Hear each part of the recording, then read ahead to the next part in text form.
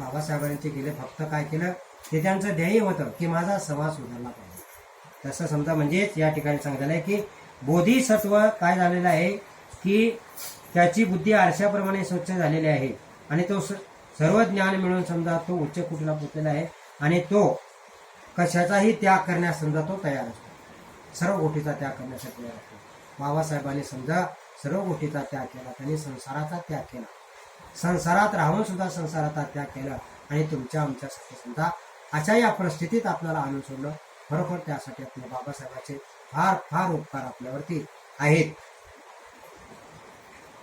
जीवनाच्या चौथ्या अवस्थेत जो अर्चिस्मती म्हणजेच अग्नीप्रमाणे तेजस्वी बुद्धिमत्ता, अर्चिस्मती म्हणजे समजा अग्निप्रमाणे समजा तेजस्विता प्राप्त करून घेतो, तेजस्विता प्राप्त करतो. या परिस्थितीत बोधिसत्व अष्टांगिक मार्ग, चतुर्विध ध्यान, आता आर्य अष्टांगिक मार्ग आणि 4 ध्यान आणि चतुर्विध व्यायाम, चतुर्विध इच्छाशक्ती आणि पंचशील याच्यावर आपले चित्त केंद्रित करतो. चतुर्विध व्यायाम म्हणजे प्रयत्न, 4 प्रकारचे प्रयत्न करत असतो आणि पंचशील म्हणजे गृहस्थाने कमीत कमी 5 शिलाचं पालन तरी करणं आवश्यक आहे. घरात असलं तरी काय, पण समजा घरात राहूनही समजा 5 शिलाचं पालन तो करू शकतो आणि 5 शिलाचं पालन करून तो स्वतःला इतराला म्हणजेच सुधरू शकतो म्हणजे आपल्या ज्याप्रमाणे त्याच्याकडे समजा जे क्लेश आहे किंवा इतरावी त्याच्या मनामध्ये द्वेष आहे किंवा वाईट विचार आहेत, ह्या वाईट विचाराचं काय करतो हनन करू शकतो. ते पंचशिलाने समजा हे होऊ शकते. म्हणजे कमीत कमी म्हणून सांगतात की कमीत कमी माणसाने 5 शिलाचं पालन, उपासकाने 5 शिलाचं पालन तरी आवश्यक आहे. ते 5 शिलाचं म्हणजे समजा मोठे समजा मोठमोठे ग्रंथ किंवा थोटांत समजा वाचून किंवा लोकांना सांगून त्याच्यामध्ये समजा त्याचा हे नाही, तर या ठिकाणी सांगितलं म्हणून समजा सिद्धार्थ गौतमाने समजा सांगितलेलं की म्हणतं काय म्हणतो बघा, सब पाप साकरण कुशलस उपसंपदा, कोणतेही सब पाप साकरण कुशलस उपसंपदा सचित परियदोपनम एतन बुद्धान शासन. कोणतेही पापकर्म न करणे, सब पाप कुशलस उपसंपदा आणि कुशल कर्माचा संचय करणे, कुशल कर्माचा संचय करणे, सब पाप साकरण कुशल उपसंपदा सच्चित परियदोपनम एतन बुद्धान शासन. आणि स्वचित्ताची शुद्धी करणे. इतराचं काय आहे, इतर कसं आहे हे पाहण्यापेक्षा स्वतःच्या चित्ताची शुद्धी करणे हे महत्वाचं आहे. म्हणजे जो काय करतो, मला काय करायला याचा विचार न करता मला काय करायचं आहे हे जाणून घेतलं पाहिजे. म्हणून भगवंत सिद्धार्थ गौतम म्हणतात किंवा सब पाप साकरण कुशलच उपसंपदा, कोणतेही पापकर्म करू नका, कुशल कर्म करा आणि स्वचित्ताची शुद्धी करा. कुशलच सचित पर्यंत येतन बुद्धानं शासन, हेच बुद्धाचं शासन आहे. म्हणजे हेच बुद्धाचा धर्म आहे, हेच बुद्धांचं सांगणं आहे असं या गाथेमधून सांगितलं आहे. जीवनाच्या 5व्या अवस्थेत तो सुदोजया म्हणजे जिंकण्यास कठीण अशी स्थिती, म्हणजे 5व्या अवस्थेमध्ये सांगितले सुदोजया म्हणजे जिंकण्यास कठीण अशी समजा परिस्थिती प्राप्त करून घेतो. जे कठीण आहे अशा परिस्थितीला समजा तो प्राप्त करून घेतो.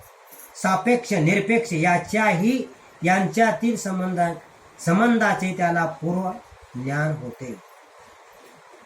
जो सापेक्ष आहे निरपेक्ष आहे अशा प्रकारचं बोध ज्ञान समजा त्याला होत असतं. म्हणजे त्याच्याकडं काय शिकायचं बाकी राहिल्याचं पूर्ण ज्ञान त्याला होतं. निरपेक्ष आहे का सापेक्ष आहे. जीवनाच्या 6व्या अवस्थेत तो भिक्खू होतो आणि जीवनाच्या 6व्या अवस्थेत तो भिक्खू होतो. या अवस्थेच्या पदार्थाची उत्क्रांती, तिचे कारण, त्याची 12 निदाने पूर्ण आकलन करण्याची त्याची तयारी झालेली असते. आणि अभिमुखी नावाच्या या ज्ञानामुळे अविद्येने अंध झालेल्या प्राणी मात्राविषयी त्यांच्या अंतःकरणात अगाध करुणा उत्पन्न होते.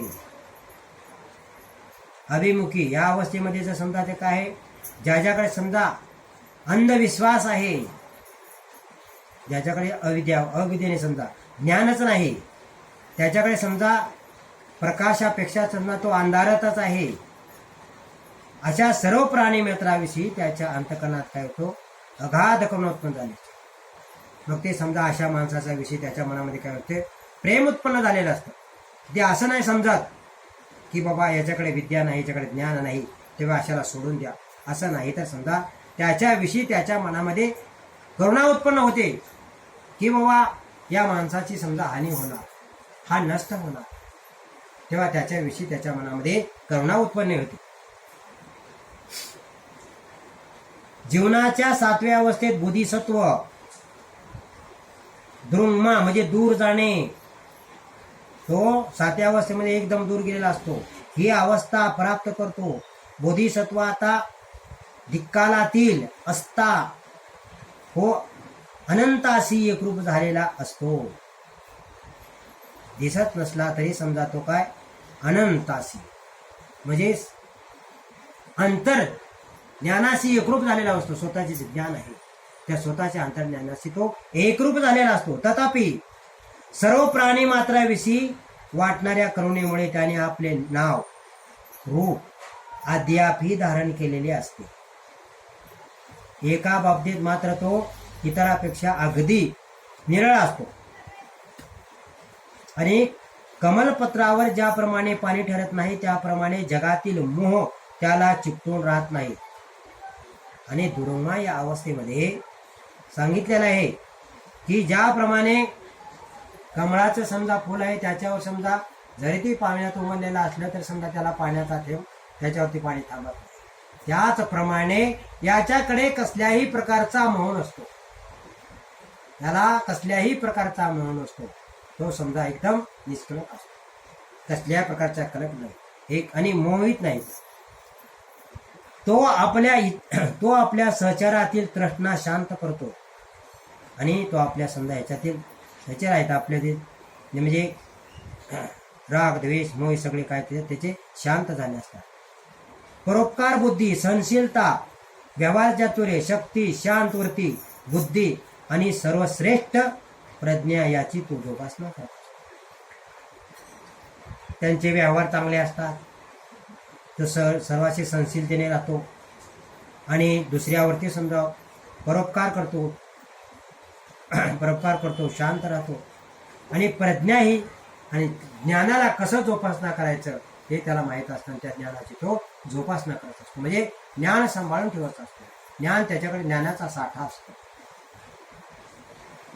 हे दुर्गम अवस्थेत असतं. या अवस्थेत असताना त्याला धर्माचे ज्ञान होते, परंतु लोकांना समजेल अशा रीतीनेच तो त्यांना ओळख करून देतो. त्याच्याकडे समजा जे ज्ञान आहे लोकाला अशा प्रकारे समजेल तशा प्रकारे समजा तो लोकाला समजून देत असतो. आपण व्यवहार चातुर्याने आणि सहजतेने वागले पाहिजे हे त्याला कळते की आपण संस्थेने वागले पाहिजे. या अवस्थेत समजा ते कर्माचे समजा ज्ञान होते, परंतु लोकांना समजेल अशा रीतीने समजा त्यांना ओळख करून देतो. आणि व्यवहार चातुर्याने सहनशीलतेने वागले पाहिजे असे त्याला समजत असते. लोकांनी त्याला कितीही त्रास दिला तरी तो शांत वृत्तीने राहतो, त्रास सहन करतो, कारण केवळ अज्ञानामुळेच लोकांशी त्याच्या हेतूबद्दल गैरसमज करून घेतले आहेत हे त्याला कळत असते. हे समजा कितीही समजा लोकांनी जर त्रास दिले तर त्याला तो काय सहन करतो, कारण काय त्याला वाटतं की याच्याकडे समजा ज्ञान आहे, हा अडाणी आहे. ज्याप्रमाणे आई वडील आपलं मूल लहान असताना समजा अनेक प्रकारच्या खोड्या करतात किंवा लहान मूल समजा कधी कधी एखादी समजा त्यांना समजा एवढे वाकडे बोलत असतो तर त्या आई वडिला काय वाटतं त्याचा लाड वाटत असतो. तसंच समजा असा जो समजा ज्ञानी माणूस असतो तो ज्ञानी माणूस समजत असतो की काय समजत असतो की बाबा त्याच्याकडे ज्ञान नाही, त्या अज्ञानामुळे समजा तो बोलत आहे म्हणून तो सहन करत असतो.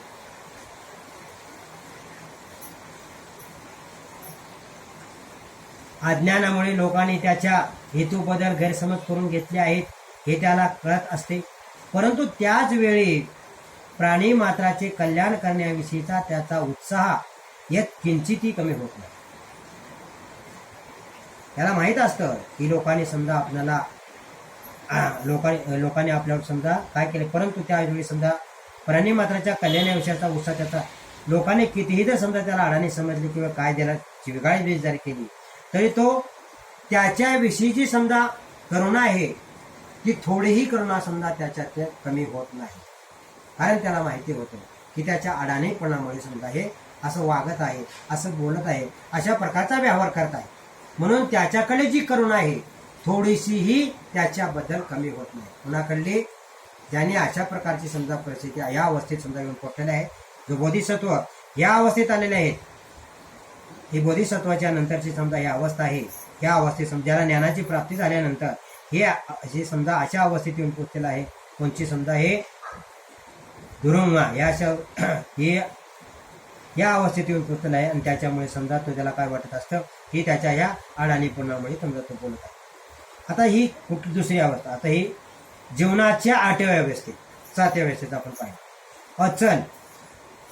अचल यामध्ये काय असतं तो अचल, तर या आढळ अवस्थेत तो बोधिसत्वाला करावे लागणारे सर्व कष्ट संपतात आणि बोधिसत्वाला आतापर्यंत जे कष्ट करावे लागले होते ते सर्व कष्ट समजा त्याचे संपलेले असतात. जे जे चांगले आहे ते तो स्वाभाविकताच अनुसरतो आणि तो जे गोष्ट करील त्या गोष्टीत तो यशस्वी होतो. आणि ह्या 8व्या अवस्थेमध्ये कोणती अचल अवस्था आहे आणि या अवस्थेमध्ये समजा त्याचे सर्व कष्ट संपलेले असतात आणि जे समजा जे करायचे आहे तोच करतो, जे करायचे नाही तो करत नाही. आणि जी गोष्ट समजा करेल ती गोष्ट समजा यशस्वीरित्या त्याच्या हातून समजा पार पडत असते. कधी समजा ही अचल अवस्था आहे, या अवस्थे कसं आहे अढळ अवस्थेत आहे. या जीवनाच्या 9व्या अवस्थेत तो साधुमती होतो. साधुमतीमध्ये ज्याने सर्व धर्म किंवा त्याची शास्त्रे सर्व दिशा जिंकल्या आहेत. साधुमती अवस्थेमध्ये सर्व दिशा शास्त्रे ज्यामध्ये समजा या सर्व दिशाचं त्याला ज्ञान असतं, सर्व शास्त्रे त्याला ज्ञान तत्वज्ञान असते त्याच्याकडे सर्व शास्त्राबद्दल आणि त्याला पूर्ण आकलन झालेले असून तो कालातीत होतो. अशाची साधुमती ही अवस्था आहे. आणि अशाची कोणती अवस्था आहे? साधुमती अवस्था आहे. जीवनाच्या 10व्या अवस्थेत तो धर्ममेध होतो. धर्ममेध म्हणजे बोधिसत्वाला बुद्धाची दिव्य दृष्टी प्राप्त होते. आता बोधिसत्वाला काय झालेले साधुमती म्हणजे समजा त्याला दिव्य दृष्टी प्राप्त होते, त्याला ज्ञानाची प्राप्ती होते. जगातील समजा जग समजा दुःखात आहे, दुःखातून मुक्त करण्याचा मार्ग त्याला समजा ते सर्व प्रकाशमय करण्याचा समजा तो प्रयत्न करतो आणि तो जगाला प्रकाश देऊ शकतो.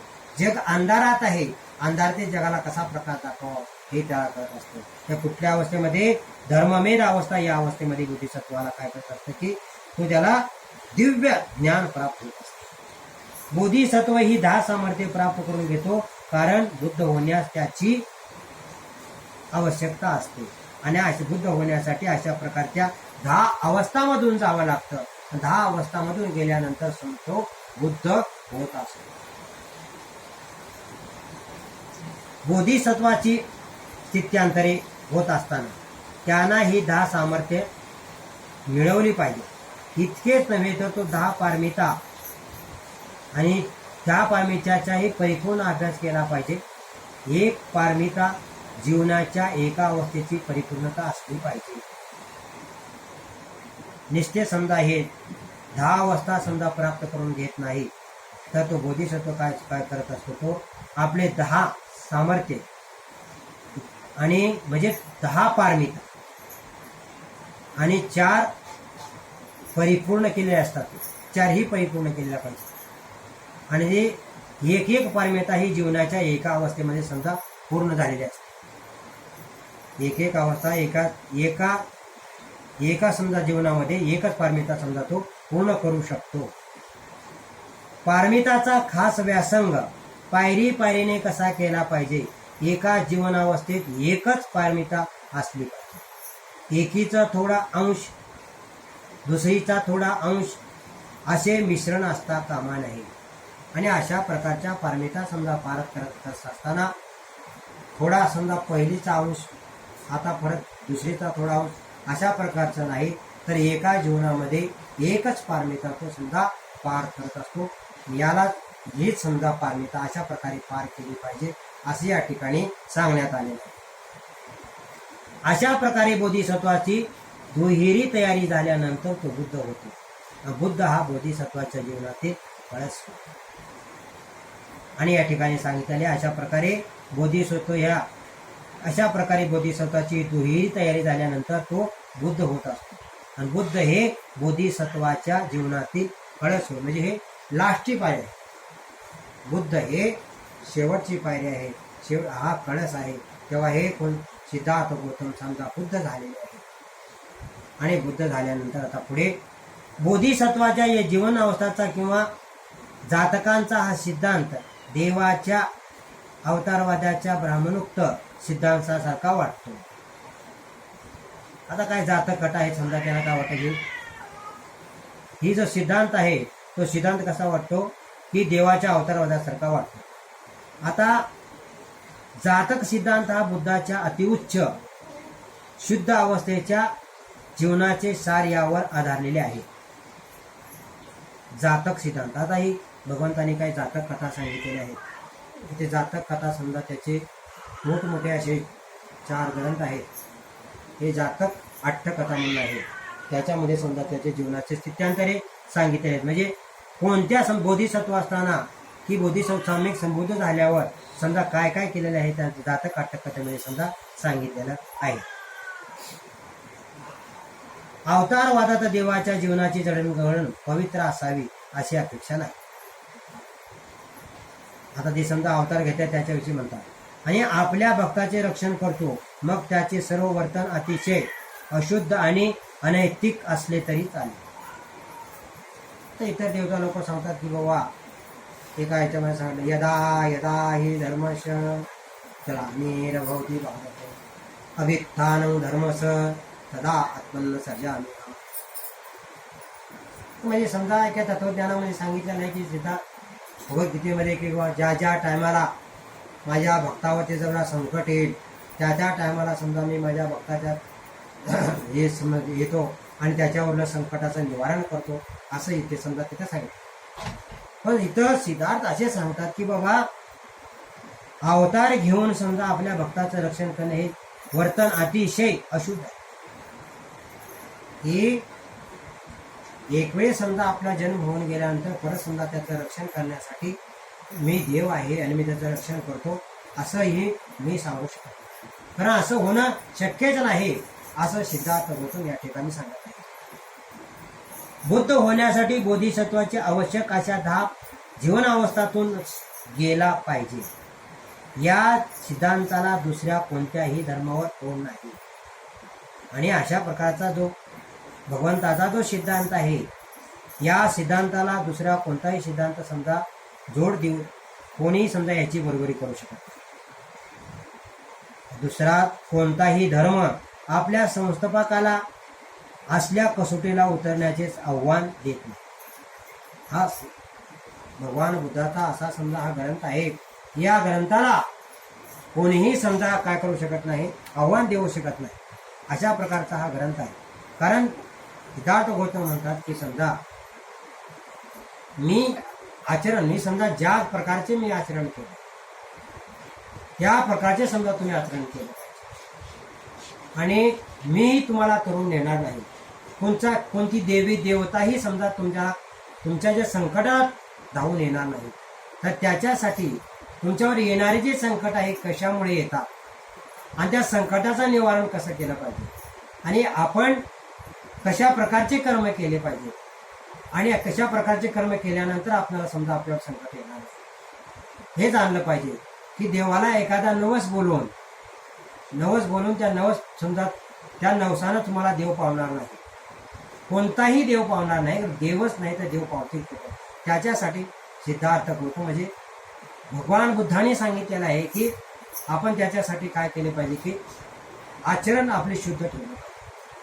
आचरणास भगवंताचा जो धम्म आहे आचरणशील आहे आणि आचरणशील धम्म असल्या कारणाने समजा काय होतो, आम्ही समजा या म्हणजे शील तर भगवंताला सांगितलेले प्रज्ञाशील आणि करुणा. भगवंताने काय सांगितले, प्रज्ञाशील आणि करुणा याच्यामध्ये सर्व भगवंताचा धम्म आहे. तर प्रज्ञा म्हणजे काय, जाणून घेणे. प्रज्ञा म्हणजे जाणून घेणे म्हणजे कुठल्याला की बाबा काय चाललेलं आहे, कशा चाललेलं आहे, कशा प्रकारे चाललेलं आहे. म्हणजे या ठिकाणी हा जो प्रश्न आहे प्रज्ञा म्हणजे जाणून घेणे हा प्रश्न सध्या म्हणजे हे साधनेवरती आहे. म्हणजेच एखाद्या वस्तूला जाणणे तसे स्वतःला जाणणे म्हणजेच हे काय प्रज्ञा. स्वतःला जाणणे आणि स्वतःला कशा प्रकारे जाणण्यासाठी काय केलं पाहिजे, त्यासाठी विपश्यनाचा अभ्यास केला पाहिजे, ध्यान भावनेचा अभ्यास केला पाहिजे. ध्यान भावनेचा अभ्यास केल्यानंतर समजा स्वतःला जाणणे प्रज्ञाशील. आता भगवंताने उपासकासाठी 5 शील सांगितले आणि इतरासाठी 8 शील सांगितले, तसं शील सांगितलं. पण उपासकाने कमीत कमी 5 शीलाचं पालन केलं पाहिजे. हिंसा, पानातिपाता, वेर, मनी, शिका. म्हणजे मी कसल्याही प्रकारची हिंसा करणार नाही किंवा कोणाला कर म्हणून सांगणार नाही. आदिनादाना, वेर, मनी, शिका. मी कसल्याही प्रकारची चोरी करणार नाही की कोणाला कर म्हणून सांगणार नाही आणि कोणाला कर म्हणून सांगणार नाही. कामे सुमिचाचारा, वेर, मनी, शिका. मी काम वासनेपासून अलिप्त राहण्याची प्रतिज्ञा करतो आणि दुसऱ्यालाही काम वासने म्हणजे समजा कर म्हणून सांगणार नाही किंवा करू देणार नाही. अशा प्रकारचे भगवंताचे समजा हीच मुसावादा, वेर, मनी, शिका. पदम समज आहे. मी खोटे बोलणार नाही आणि कुणाला खोटे बोल म्हणून सांगणार नाही आणि कुणाला खोटे बोलण्यासाठी समजा प्रोत्साहन देणार नाही. अशा प्रकारे भगवंताचे समज. सुरा मेरे म्हणजे पमादठाना, वीर, मनी, शिका. हे 5वं शिला. या 5व्या शिलामध्ये भगवंत सांगतात की मी आजपासून कसल्या प्रकारचं व्यसन करणार नाही, कुणाला व्यसन कर म्हणून सांगणार नाही आणि कुणाला करण्याचं प्रोत्साहन मी देणार नाही. अशा प्रकारे भगवंताने समजा हे 5 शील सांगितलेले आहे. तर कमीत कमी उपासकांनी या 5 शीलाचं पालन करण्यासाठी आवश्यक आहे. आणि जसं समजा या 5 शीलाचं पालन करू तसं तुम्हाला काय मिळेल, सुख मिळेल. न्यायी देवाला मेणबत्ती